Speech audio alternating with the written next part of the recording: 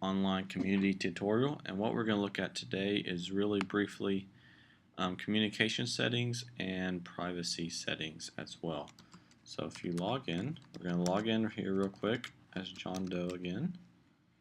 So here we are back in, and here's his profile. We'll see over here is groups and things like that, so that'll play an important factor. And over here we talked about earlier editing your profile, there's that. So what we're going to do is move up here to settings. We see communication settings, and then down here there's privacy settings. Again, here's another place to edit your profile. But what we're going to look at real quick first is communication settings. And what we have here is the different ways to interact with different groups that you are involved with. For example, right here we have send emails from group participants. That means any group that allows any member to send emails, you will receive these. So this is recommended.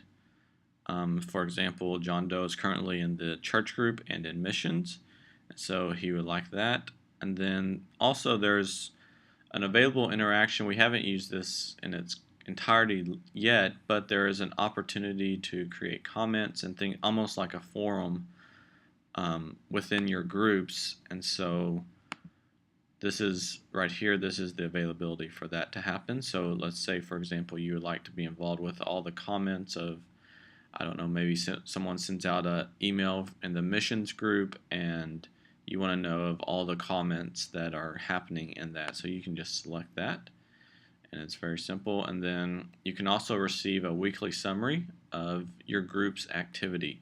So if you want to know what's been happening online in your group, for example, okay, each week I want to know what our entire church has sent out as far as messages and things like that.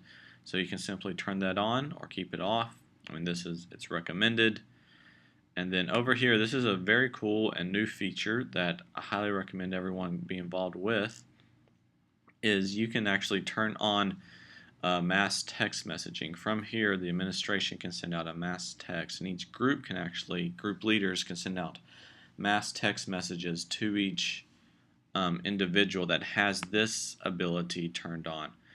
And so, for example, let's say your carrier's AT&T, here's your mobile phone, and yes, I would like the missions group, or I would like the entire church group to be able to send me text messages with just updates and things like that. Again, this is not used all the time, but it is a cool feature that allows us to know that from the church administration area that we are getting it straight to your phones and mobile devices.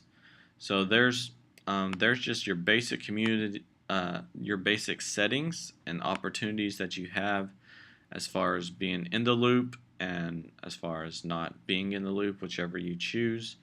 Future groups that you are added to, you can set what you would prefer as far as each of these 4 areas and whether or not you want them to automatically have the check mark or if you want them to be separate.